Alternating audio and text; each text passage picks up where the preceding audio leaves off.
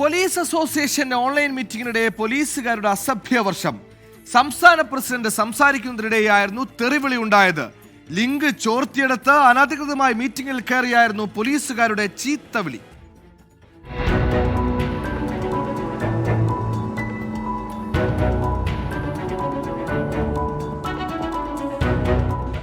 കഴിഞ്ഞ ചൊവ്വാഴ്ച രാത്രിയാണ് വിവാദങ്ങൾക്ക് ആധാരമായ സംഭവം.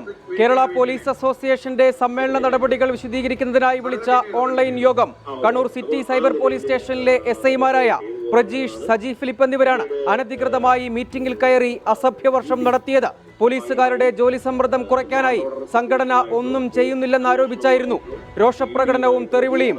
ദൃശ്യങ്ങൾ പ്രചരിച്ചതോടെ സംഭവത്തിൽ സ്പെഷ്യൽ ബ്രാഞ്ച് അന്വേഷണം തുടങ്ങി. മദ്യലഹരിയിൽ ഔദ്യോഗിക കമ്പ്യൂട്ടർ ദുരുപയോഗം ചെയ്തുവെന്നും ആരോപണമുണ്ട്.